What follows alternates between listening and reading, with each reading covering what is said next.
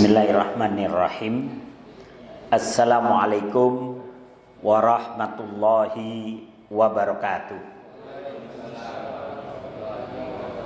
Alhamdulillahilladzi arsala rasulahu bil huda wa dinil haqq liyudhhirahu 'alad dini kullihi wa kafa billahi syahida.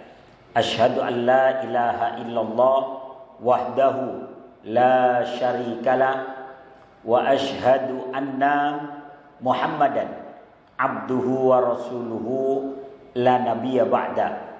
Allahumma salli wa sallim ala Muhammad wa ala alihi wa sahbihi ajmain, amma ba'du. Bapak-bapak yang dirahmati Allah Subhanahu wa taala, alhamdulillah malam hari ini kita bisa melanjutkan taklim kita kembali. Mudah-mudahan duduk dan hadirnya kita di tempat yang mulia ini senantiasa menjadi pemberat timbangan amal baik kita nanti yaumul qiyamah. Amin ya rabbal alamin. Salawat dan salam senantiasa tercurah kepada Nabi Allah Muhammad sallallahu alaihi wasallam, kepada keluarga, para sahabat dan para pengikut beliau sampai akhir zaman nanti. Bapak-bapak yang dirahmati Allah Subhanahu wa taala, tema kita malam hari ini adalah tanah haram dan batasan-batasannya. Tanah haram merujuk kepada wilayah suci di Mekah dan di Madinah. Ya. Jadi tanah haram itu adalah Mekah dan Madinah yang memiliki larangan dan aturan khusus yang harus dihormati oleh umat Islam. Tadinya tanah haram itu cuma satu, Pak. Cuma Mekah saja. Ya, kalau satu itu haramun. Ya, kalau satu haramun itu satu. Nah, ketika Nabi hijrah ke Madinah, kemudian Madinah pun dideklarasikan menjadi tanah haram. Sehingga ada dua tanah haram. Disebutnya haramain. Disebutnya haramaini. Dua tanah haram. Makanya raja-raja Saudi itu mereka gelarnya adalah khadimu haramain. Jadi gelar mereka adalah khadimu haramain. Khadim itu pembantu, Pak, pelayan. Jadi raja-raja Saudi gelarnya pembantunya dua kota haram. Pembantunya atau pelayannya dua kota suci. Tapi pelayannya dua kota suci kaya, Pak, ya. Kaya raya. Bukan kayak pembantu biasa gitu ya. Pembantu dua kota suci, kaya raya. Ya. Jadi Mekah dan Madinah adalah tanah haram. Nah, pengertian tanah haram. Tanah haram adalah tempat yang diharamkan oleh Allah Subhanahu wa taala untuk melakukan beberapa tindakan tertentu. Jadi ada perbuatan-perbuatan tertentu yang dilarang di dalam wilayah tanah haram demi menjaga kesucian dan kehormatan wilayah tersebut. Dalam hadis yang diriwayatkan oleh Imam Ibnu Abbas, Nabi Muhammad sallallahu alaihi wasallam menyatakan bahwa Mekah adalah tanah haram sejak penciptaan langit dan bumi dan akan tetap demikian hingga hari kiamat. Jadi yang menetapkan Mekah adalah tanah haram itu Allah sendiri dari sejak penciptaan langit dan bumi. Tapi nanti batasan-batasannya yang menentukanlah adalah Nabi Ibrahim alaihissalam. Jadi berapa kilo ke sana, berapa kilo ke sana, berapa kilo ke sana, itu nanti yang menetapkan Nabi Ibrahim alaihissalam atas petunjuk Allah Subhanahu wa taala. Tapi Mekah sendiri itu disebutnya tanah haram. Maka disebut bibak kata mukarramah. Jadi kalau dalam Al-Quran disebutnya bibak kata mukarramah. Bakkah atau Makkah mukarramah, ya. Larangan-larangan di tanah haram. Dalam hadis yang diriwayatkan oleh Imam Muslim, Rasulullah Shallallahu Alaihi Wasallam menyatakan, Inna Ibrahim harrama Makkata wa inni harramtul Madinata ma baina labataiha la yuqta'u idahuha wa la yusadu saiduha. Kata Nabi Shallallahu Alaihi Wasallam, Inna Ibrahim, sesungguhnya Nabi Ibrahim alaihissalam harrama Makkata, mengharamkan wilayah Mekah, dan itu berdasarkan petunjuk dari Allah. Wa inni haramtul Madinata, dan sesungguhnya aku, kata Nabi Muhammad, mengharamkan Madinah. Ma baina labataiha, yang terletak di antara dua labah, dua batu hitam. Karena itu di dalam wilayah tanah haram, pohon-pohonnya tidak boleh ditebang dan hewan-hewannya tidak boleh diburu. Jadi pohon-pohonnya nggak boleh ditebang, kecuali mati dengan sendirinya, roboh dengan sendirinya. Jadi pohon-pohonnya nggak boleh ditebang, digunakan untuk kayu bakar atau digunakan untuk membangun rumah. Kecuali boleh daun-daunnya diambil sekedar untuk memberikan makan onta, ya, sekedar memberikan makan onta atau kambing. Ya. Dan binatangnya tidak boleh diburu. Jadi di dalam wilayah tanah haram biasanya itu dibatasi, Pak, ya. Kalau kita masuk ke Mekah itu nanti ada tugu yang menyilang begitu, terus ya atasnya ada Al-Qur'annya. Itu batas wilayah tanah haram. Kalau kita masuk berarti kita masuk ke tanah haram. Kalau keluar itu berarti di luar tanah haram. Nah, dalam area tanah haram gak boleh berburu. Biasanya kalau zaman dulu itu ada keledai liar. Jadi keledai-keledai yang dia berkembang biak dengan sendirinya. Tidak ada yang ngurus gitu ya. Kalau kita di Sumbawa itu, Pak, ya, ada kuda-kuda liar. Ya udah liar begitu aja berkembang biak itu.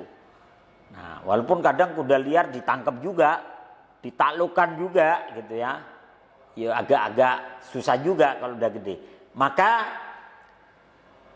hewan-hewan yang liar seperti keledai-keledai liar itu kalau berada di tanah haram nggak boleh diburu, nggak boleh ditangkap terus disembelih gitu, ditangkap atau dijadikan keledai rumahan, nggak boleh, ya, nggak boleh. Kecuali itu keledai keluar dengan sendirinya ke wilayah di luar tanah haram, boleh tuh diburu. Tapi kalau masih di dalam wilayah tanah haram, nggak boleh digusak-gusak itu, Pak. Biar keluar gitu, terus di sono ditungguin, nggak boleh, ya. Biarin dia keluar dengan sendirinya. Kalau kita kan nakal, lu tungguin ya di luar sono ya. Pokoknya lu siapin jaringnya, gue dorong dari sini. Itu nggak boleh juga, ya. Kalau mau ya cari aja di luar tanah haram. Jadi ada keledai liar. Kemudian ada kayak kambing-kambing gunung tuh, Pak. Kambing-kambing yang tinggal di bukit-bukit, gunung-gunung tuh nggak boleh diburu kalau berada di wilayah tanah haram. Terus dob itu kayak biawak, tapi dia bergerigi ininya, bagian punggung sampai ekornya. Dan itu dimakan, memang dimakan. Kalau di sini biawak juga dimakan sih. Nah itu dimakan memang. Tapi kalau berada di wilayah tanah haram nggak boleh diburu, ya, tidak boleh diburu. Kemudian mengutip buku fikih sunnah dan buku fikih as-sirah an-nabawiyah karya Said Ramdan Al-Buti, terdapat sejumlah hadis yang mengungkap larangan di tanah haram. Di antara hadis-hadisnya adalah Rasulullah Shallallahu Alaihi Wasallam menyampaikan khutbah pada hari Fathu Makkah. Jadi ketika Nabi menaklukkan Mekah, maka Nabi itu berkhutbah. Kata Nabi, Inna Makkata haramallah, sesungguhnya kota Mekah itu telah diharamkan oleh Allah, dan ia tidak diharamkan oleh manusia. Jadi yang mengharamkan Allah, bukan orang, bukan rekayasa orang gitu, bukan, ya. Tidak dihalalkan bagi seseorang yang beriman kepada Allah dan hari akhir untuk menumpahkan darah di Mekah, untuk membunuh di dalam Mekah, atau bertempur di dalam Mekah. Tapi kita mungkin nanya, tapi Pak Ustadz, waktu Nabi menaklukkan Mekah, itu kan pertempuran. Ya, itu pertempuran, itu peperangan. Gimana itu? Ya, nah nanti ada hadisnya. Ternyata Allah memang menyuruh Nabi untuk menaklukkan Mekah dan mengizinkan Nabi untuk menaklukkan Mekah hanya 1 hari saja, dan itu hanya siang hari beberapa saat saja. Makanya menaklukkan Mekah itu nggak lama. Kalau bahasa kita nih, antara jam 9 pagi sampai duhur. Udah Mekah takluk. Selesai itu haram lagi. Nggak boleh menumpahkan darah. Ya. Juga tidak boleh menebang pohon di dalamnya. Jadi pohon-pohonnya nggak boleh ditebang buat kayu-kayu di rumah atau buat kayu bakar. Ya. Kemudian jika ada orang yang menyatakan ia diperbolehkan berperang di Mekah, katakanlah Allah telah mengizinkan Rasulnya, tetapi tidak mengizinkan kalian. Jadi yang diizinkan melakukan pertempuran di Mekah itu Nabi, ya, dan itu hanya 1 hari, hanya beberapa saat saja di siang hari. Dan izin yang diberikan Allah kepada Rasulullah itu hanya 1 saat di siang hari saja. Jadi hanya beberapa saat saja ketika siang hari, tidak malam, tidak pagi, tapi siang hari. Makanya menaklukkan Mekah itu Nabi mulai masuk Mekah, kalau bahasa kita boleh dikatakan jam 9 sampai duhur. Dan Mekah tidak melakukan perlawanan. Pertama, kalah jumlah. Jadi orang Mekah itu sisa sekitar 3.000 orang, Pak. Sisanya itu banyak yang masuk Islam. Sisa sekitar 3.000 orang, Nabi membawa 10.000. Udah dari jumlah kalah. Ya. Berikutnya, Mekah tidak siap berperang. Wong Nabi itu tiba-tiba lah Pak, sudah ada di sekitar Mekah. Jadi ketika Allah mengizinkan Nabi untuk menaklukkan Mekah, maka Allah izinkan sebentar saja, hanya siang hari. Dan Allah menutup semua mata-mata Quraisy. Jadi mata-mata Quraisy itu sampai nggak ada yang tahu loh. Nggak ada yang tahu. Mereka ketika melihat rombongan tuh, oh mau haji kali atau mau umroh gitu. Oh mau dagang kali, begitu. Jadi mereka melihatnya jumlah kaum muslimin itu sedikit. Dikira mau berdagang atau umroh. Gak taunya Pak mau menaklukkan Mekah. Ya. Tetapi jadi dan izin yang diberikan Allah pada Rasulullah itu hanya 1 saat di siang hari saja. Jadi hanya beberapa saat. Tetapi sesudah itu ia kembali diharamkan seperti hari-hari sebelumnya. Jadi hanya sehari saja. Dan memang Allah mengizinkan Nabi menaklukkan Mekah karena Mekah telah melanggar perjanjian yang katanya tidak akan saling menyerang selama 10 tahun. Ternyata baru 2 tahun Mekah menyerang. Mekah khawatir, ini baru 2 tahun aja tokoh-tokoh Mekah udah pada masuk Islam. Gimana kalau 10 tahun gitu kan? Akhirnya Mekah melanggar, ya. Diriwayatkan Ali bin Abi Thalib bersabda mengenai Madinah. Jadi diriwayatkan oleh Ali bin Abi Thalib bahwa Rasulullah SAW bersabda mengenai Madinah. Kata Nabi, tumbuh-tumbuhannya tidak boleh dipotong. Ya. Binatang buruannya tidak boleh dibuat terkejut. Jadi dibikin kaget aja nggak boleh, apalagi diburu. Ini ada binatang buruan. Wah, digituin ya. Kaget, aduh kaget gue gitu ya. Itu aja nggak boleh. Ya. Apalagi dibunuh, apalagi dimakan. Kecuali itu binatang buruan dengan sendirinya keluar ke arah wilayah tanah halal, ya itu baru boleh diburu. Nah kemudian binatangnya tidak boleh dibuat terkejut dan barang temuannya tidak boleh diambil kecuali bagi orang yang ingin mengumumkannya. Jadi kalau ada barang jatuh di Mekah atau di Madinah, di dalam wilayah tanah haram, gak boleh diambil. Jatuh, uang 1 kantong, gak boleh diambil, kecuali kita mau mengumumkannya. Kita ambil nih harus diumumkan. Siapa yang merasa kehilangan tas warna ini atau ini, baru itu. Tapi kalau nggak mau ngumumin, taruh, diamkan saja. Nanti orang yang merasa kehilangan dia akan menyusuri jalannya, ketemu kembali. Di Mekah juga sama. Barang yang jatuh tidak boleh diambil kecuali ingin diumumkan. Tapi itu dulu Pak, dulu. Kalau sekarang koper hilang katanya Pak di Mekah Pak. Koper hilang, copet juga ada Pak ya. Orang lagi tawaf hilang dompetnya, katanya begitu.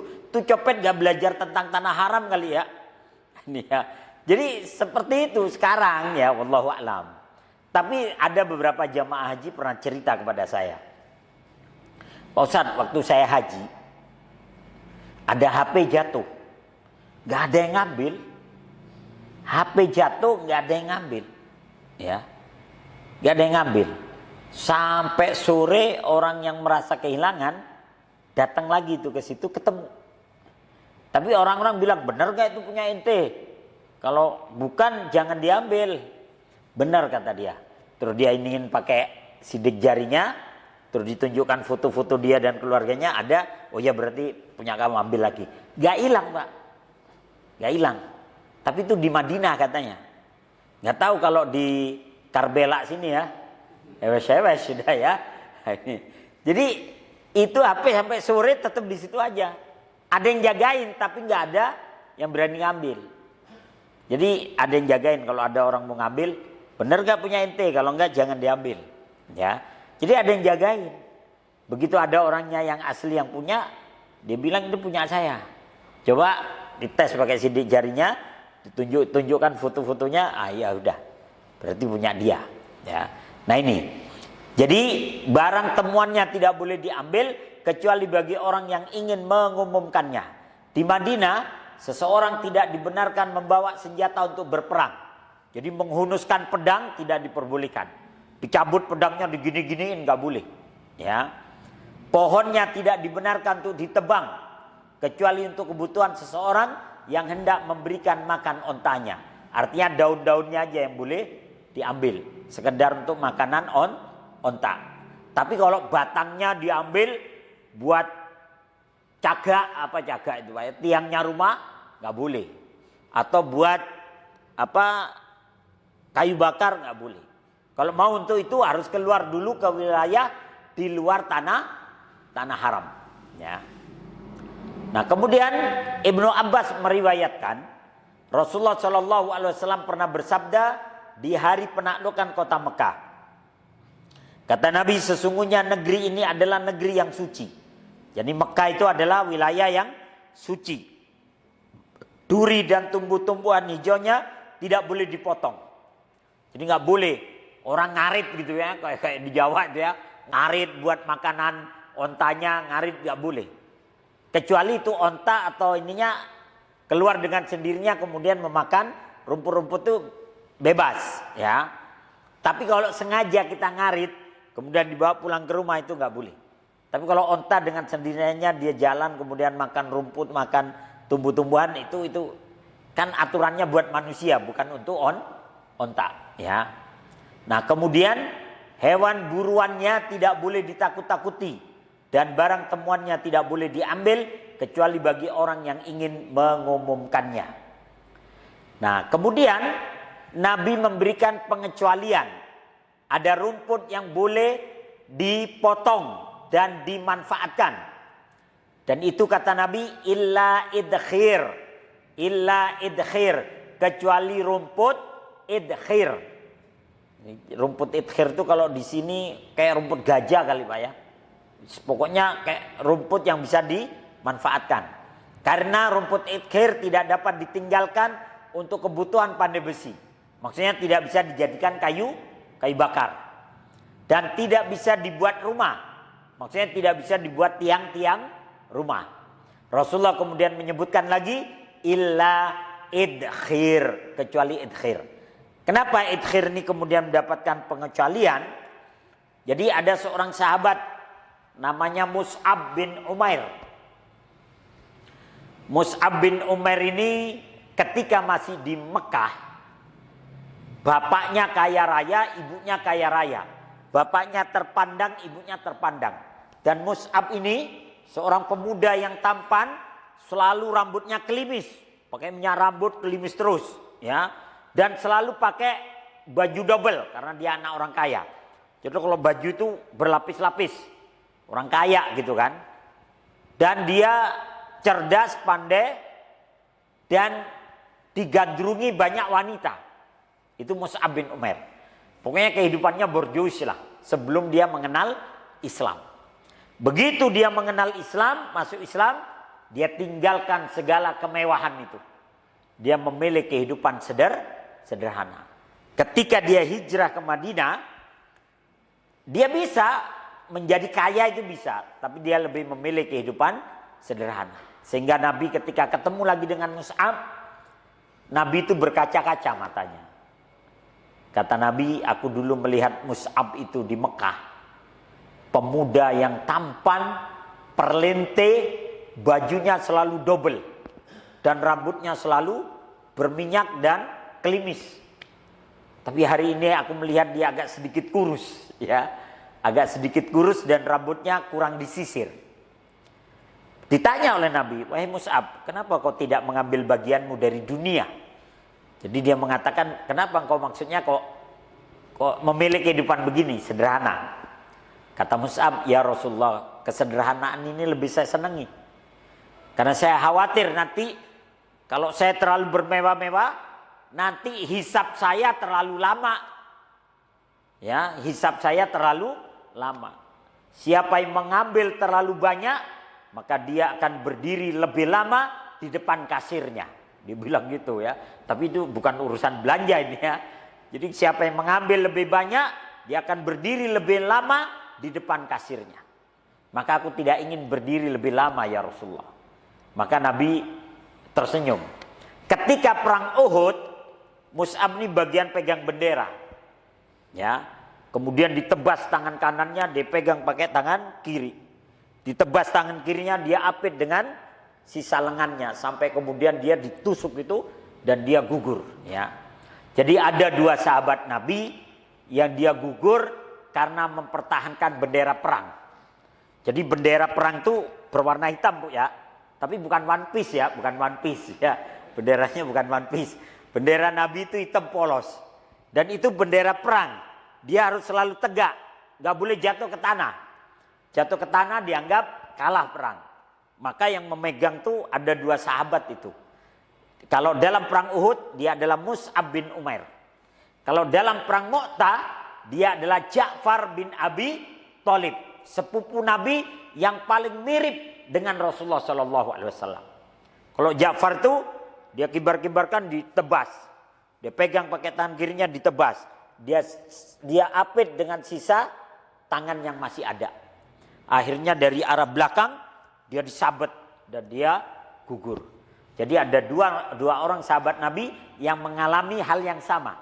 Pertama Mus'ab bin Umair dalam perang Uhud. Yang kedua adalah Ja'far bin Abi Thalib dalam perang Mu'tah. Nah ketika Mus'ab gugur, sebenarnya orang mati syahid itu tidak dimandikan, tidak dikafankan, tidak disolatkan, langsung dikubur nggak apa-apa. Tapi untuk Mus'ab Nabi memberikan pengecualian. Tidak untuk Mus'ab. Yang lain bolehlah langsung dikubur, oke lah yang lain.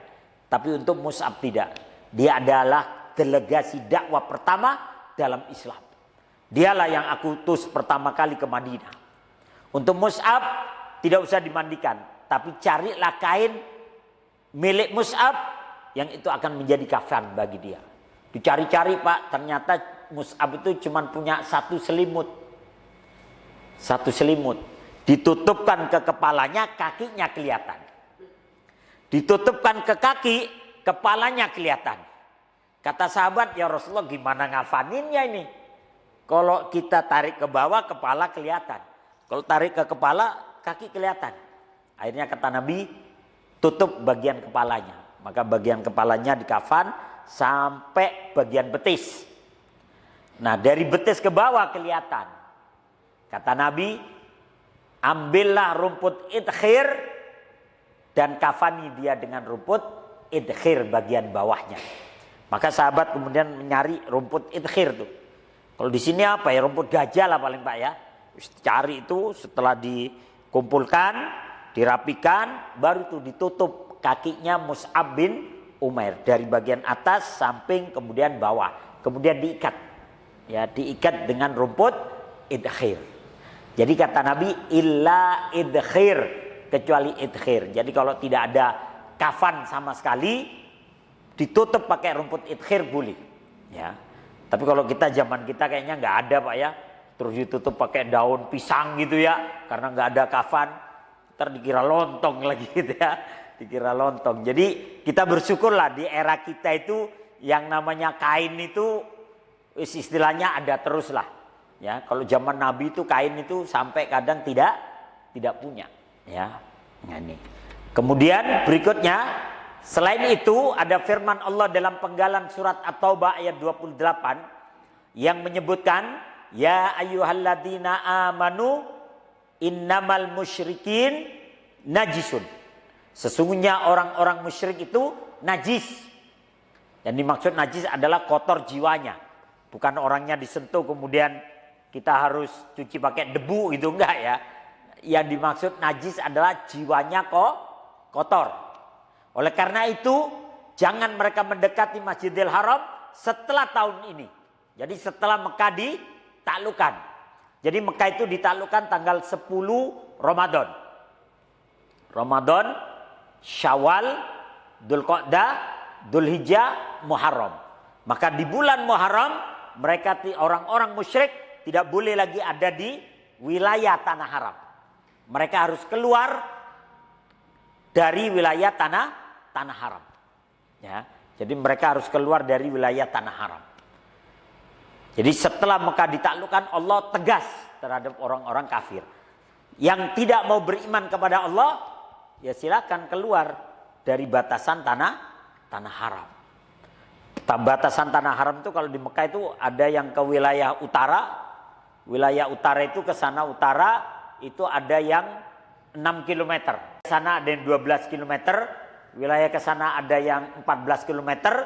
Wilayah ke sana ada yang 15 km dari Masjidil Haram. Jadi kalau misalnya ini masjid ini kita anggap Masjidil Haram, maka 6 kilo ke sana ada batas itu, tanah haram. Maka orang-orang kafir yang tidak mau beriman kepada Allah, mereka dipersilakan untuk keluar dari tanah haram. Tapi dikasih waktunya berapa lama? 4 bulan. 4 bulan. Jadi ini pelajaran bahwa dalam Islam tuh kalau kita mau istilahnya ngusir orang dari kontrakan kita, kasih waktu maksimalnya 4 bulan. Misalnya kita kontrakan pakai orang nih, kita pingin menggunakannya. Pak, mohon maaf Pak, kayaknya nih kita nggak akan lanjut lagi nih ya. Tapi Bapak kita kasih waktu 4 bulan untuk pindah. Itu manusiawi Pak. Jangan Pak, mohon maaf nih kontrakannya mau saya pakai. Kapan? Ntar sore. Wah, babak belur dia ya. Ntar sore ya. Nah, maka dalam Islam dikasih batasan 4 bulan. Maka setelah 4 bulan, ternyata orang-orang kafir Quraisy itu banyak yang memilih masuk Islam. Udah masuk Islam aja lah.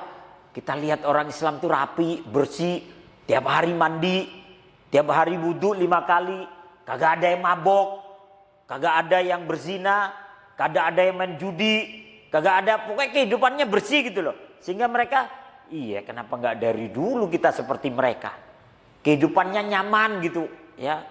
Ini kadang kan maboknya sekarang, ngabuknya besok gitu kan. Ada yang begitu kan, mabok sekarang, ngabuknya seminggu gitu ya. Nah, ini akhirnya ada itu sebagian yang ya udahlah, saya mau pindah aja lah. Dia pindah itu setelah 4 bulan dia pindah keluar ke tanah haram. Dia bikin rumah di luar sana. Balik lagi, kok balik? Iya sendirian di sana nggak punya tetangga ya. Balik dia ya. Mending saya jadi Islam aja lah ya. Jadi Islam. Jadi memang aturan Allah itu memang kadang luar biasa ya. Secara tidak sadar orang dikasih 4 bulan tuh untuk mikir loh Pak. Dipikir, dilihat-lihat umat Islam tuh, ternyata enak juga jadi orang Islam, selalu bersih, selalu ini. Kehidupannya itu sehat gitu loh. Ya. Habis Isya selalu tidur gitu kan. Sebelum subuh sudah pada bangun ya. Itu akhirnya mereka mending Islam aja lah, masuk Islam, ya, masuk Islam. Maka berdasarkan sejumlah dalil di atas, ada beberapa larangan di tanah haram Mekah dan di Madinah. Yakni yang pertama, dilarang menumpahkan darah atau berperang. Kalau terjadi penaklukan Mekah itu karena Allah mengizinkan Nabi. Hanya siang hari saja, beberapa saat, ya, hanya beberapa jam saja. Maka menaklukkan Mekah itu menurut para ulama tidak lebih dari 3 jam. Dan Mekah takluk tanpa perlawanan. Kemudian tidak boleh menebang pohon-pohonnya, rumput-rumputnya, tanaman hijaunya, kecuali rumput idkhir, ya. Atau boleh pohon ditebang, bagian daunnya hanya sekedar untuk ngasih makan onta. Tapi ditebang pohonnya untuk kayu bakar, untuk rumah, untuk bangunan rumah tidak diperbolehkan. Kemudian di dalam tanah haram tidak diizinkan membunuh binatang. Makanya orang yang umroh udah pakai pakaian ihram atau pakai pakaian haji, seandainya ada semut lewat, nggak boleh ditepak itu, nggak boleh dibunuh. Ya kalau kita kan main gitu ya, nggak boleh ya, tiup gituin aja. Kalau ada nyamuk nggak boleh main pak gitu ya, apalagi sampai bawa raket nyamuk kertek ya, nggak boleh. Tapi ya lalat misalnya nggak boleh ya. Tapi saya waktu umroh itu saya nggak lihat lalat loh di Mekah Madinah. Lalat saya nggak lihat, nyamuk nggak. Kalau semut ya saya lihat semut, tapi dia berjalan di jalur yang tidak dilewati orang, sehingga dia aman. Dan kita pun yang lewat aman. Semut aja saya pernah lihat. Tapi kalau nyamuk itu sama lalat nggak. Nggak tahu kalau Karbela ini. Nggak ada ya. Nggak ada bedanya kayaknya. Jadi ya seperti itulah. Nah, tapi ada beberapa binatang yang menjadi pengecualian. Ada beberapa binatang yang boleh dibunuh di tanah halal atau di tanah haram. Dalam kondisi haram atau dalam kondisi halal. Dalam kondisi haram itu ketika kita sholat nih. Ketika kita sholat itu dalam kondisi haram. Nggak boleh ngapa-ngapain.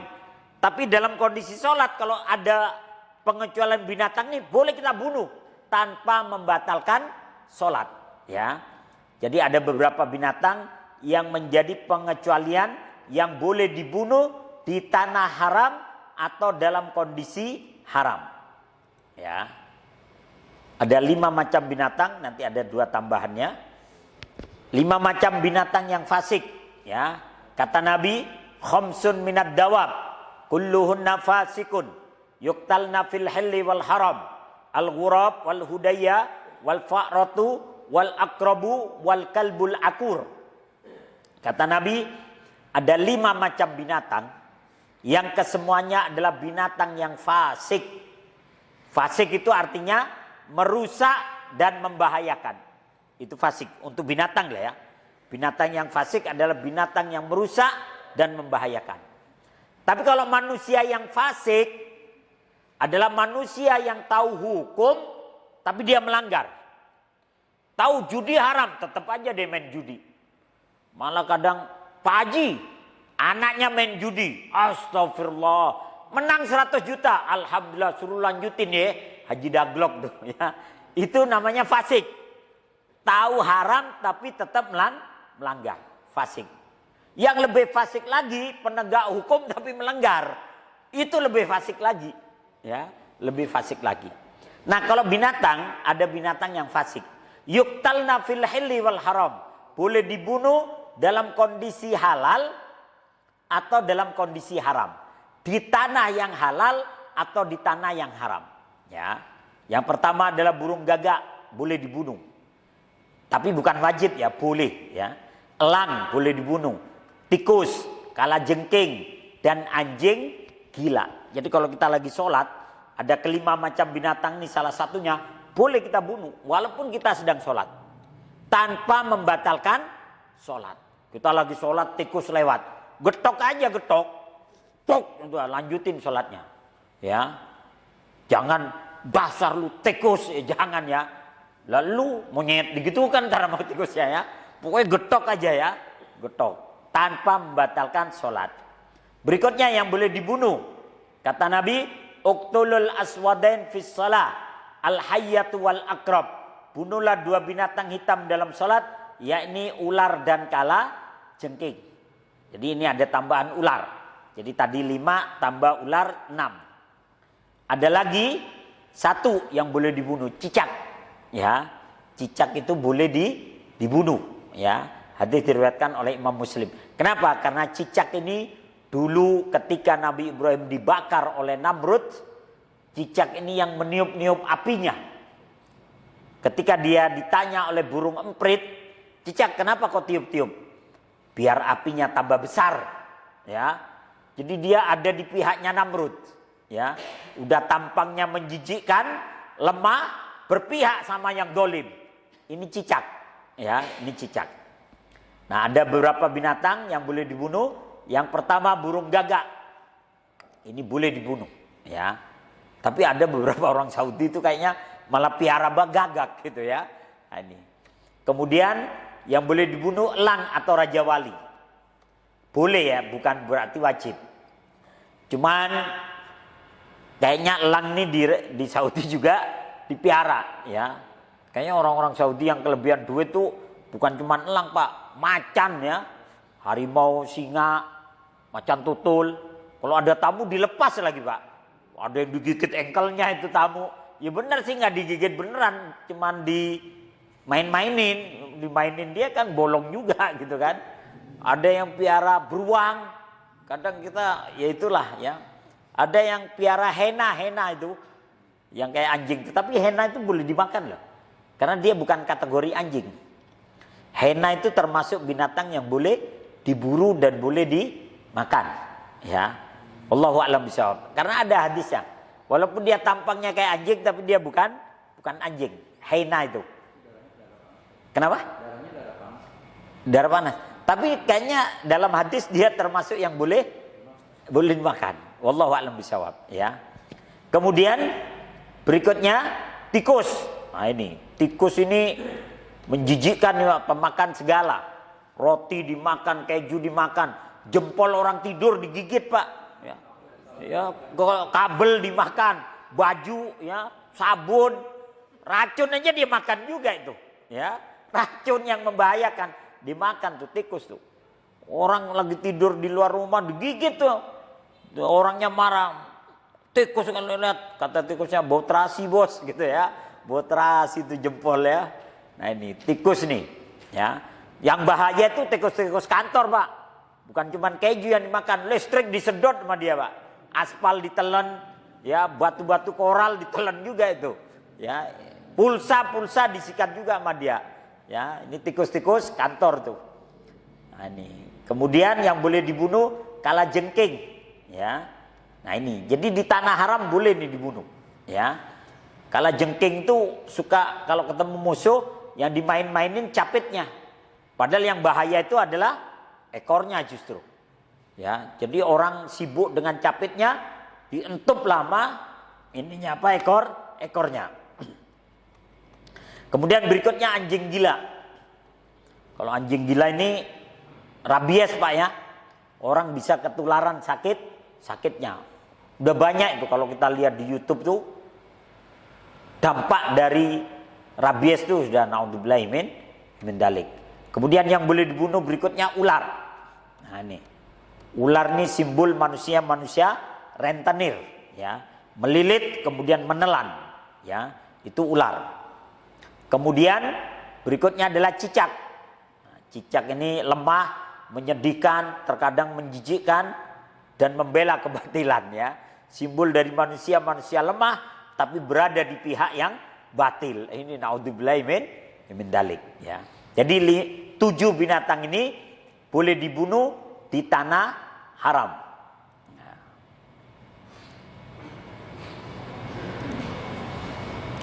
Kemudian berikutnya dilarang mengambil barang temuan kecuali untuk diumumkan. Dan berikutnya non muslim dilarang memasuki tanah haram kecuali diizinkan oleh penguasa setempat atau ada perjanjian damai. Karena pada zaman Umar bin Khattab, Umar mengizinkan Abu Lu'lu'ah, seorang majusi dari Persia yang karena dia pandai membuat alat-alat canggih sehingga diizinkan tinggal di Madinah dengan syarat dia mengajari orang Islam membuat alat-alat canggih. Dan ternyata benar dia buat. Tapi akhirnya dia punya dendam kepada Umar dan dia menikam Umar bin Khattab dengan pisau bermata dua yang ketika itu belum ada yang buat. Tapi dia yang buat pisau bermata dua dilumuri dengan racun. Kemudian dia menikamnya kepada Umar bin Khattab, ya. Ini Abu Lu'lu', ya.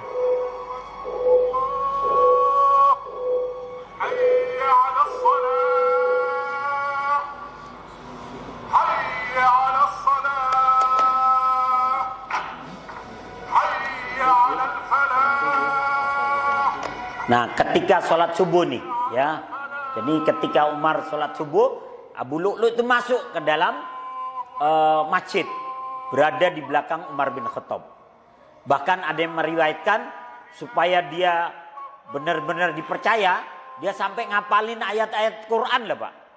Dia sampai menghafalkan ayat-ayat Quran supaya bisa dipercaya untuk berada di belakang imam. Ini Abu Lu'lu' nih. أقيموا صفوفكم أقيموا صفوفكم يرحمكم الله. Nah, ini Abu Lu'lu', dia ke barisan pertama ini. Allahu Akbar. Bismillahirrahmanirrahim. Alhamdulillahi Rabbil Alamin. Ar-Rahmanir-Rahim. Maliki Yawmiddin. Iyyaka na'budu wa iyyaka nasta'in. اهدنا الصراط المستقيم. صراط الذين أنعمت عليهم غير المغضوب عليهم ولا الضالين. Jadi Umar tuh ditikam dari belakang, dari arah depan juga, Pak. Ya. Sehingga perutnya itu terburai gitu ya.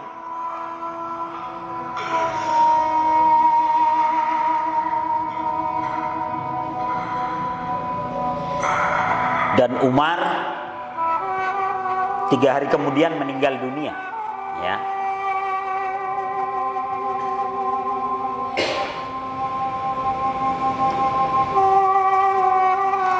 Nah, jadi kenapa orang-orang kafir dilarang masuk ke tanah haram supaya tidak terulang lagi, ya, kerusuhan-kerusuhan seperti yang terjadi pada zaman Umar bin Khattab, ya. Ketika zaman Nabi mereka tidak masuk, ya. Tapi kan Umar punya niat baik bahwa dia seorang ilmuwan, tapi ternyata dia punya niat yang tidak baik. Makanya sekarang tuh tapi kalau di Saudi itu ada beberapa yang diperbolehkan tuh untuk membangun Masjidil Haram walaupun dia bukan orang Islam, tapi diawasi. Tapi ternyata memang hikmahnya besar. Banyak di antara mereka kemudian masuk Islam, ya. Nah, batasan-batasan tanah haram, ya. Kita sebutkan langsung aja. Batasan tanah haram di Mekah, di bagian utaranya batasannya adalah Tan'im, berjarak 6 km dari Masjidil Haram. Ya, jadi tempat mikot, ya, tempat mikot. Kalau kita mau umroh, pakai bajunya di situ. 6 km, ya, dari Masjidil Haram. Bukan dari Mekah, ini salah ketik, ya. Dari Masjidil Haram. Di bagian selatannya, di wilayah Adha, jaraknya 12 km. Jadi kalau ada orang kafir tinggalnya di luar situ, ya. Kemudian di bagian timur lautnya ada Wadi Nakhlah, jaraknya 14 km dari Masjidil Haram. Kemudian di bagian barat ada wilayah Syams, berjarak 15 km dari Mekah. Ini batasan-batasan yang ada di Mekah, agak berbeda-beda. Tapi kalau Madinah itu batasannya melingkar. Jadi batasannya melingkar.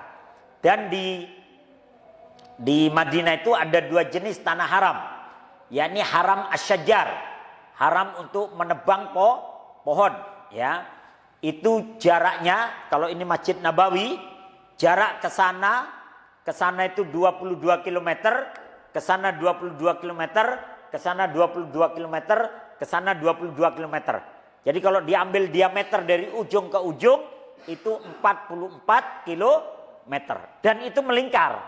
Jadi batasannya melingkar. Itu untuk Mekah, untuk Madinah. Kemudian ini haram syajar ya, agak jauh. Tapi ada namanya haram asyaid. Haram untuk berburu. Ya, haram untuk berburu. Dan itu lebih dekat dengan Masjid Nabawi. Ya mungkin ke sini mungkin 5 km, ke sana mungkin 5 km, 5 km, 5 km. Pokoknya dia lebih dekat di wilayah Masjid Nabawi. Dan orang yang hijrah diharapkan wafat di wilayah itu. Kalau yang itu kan kejauhan 22 km. Nah ini yang lebih dekat ke Masjidil Nabawi. Nah jadi orang-orang yang bermukim di situ dianjurkan wafatnya di situ. Ya, jadi nggak jauh. Cuman kalau kita ini sakit berobatnya di Malaysia, berobatnya di Singapura, matinya di sono gitu kan. Kalau ini nggak diharapkan ya meninggal di Madinah. Ya, nah inilah batasan-batasan tanah haram. Mudah-mudahan suatu saat Allah mengantarkan kita untuk sampai ke tanah haram dalam rangka haji ataupun umroh. Amin ya rabbal alamin. Itu aja yang dapat saya sampaikan. Mari kita tutup dengan hamdalah dan doa kafaratul majlis. Alhamdulillahirabbil alamin. Subhanakallahumma wa bihamdika asyhadu an la ilaha illa anta astaghfiruka wa atubu ilaik. Assalamualaikum warahmatullahi wabarakatuh.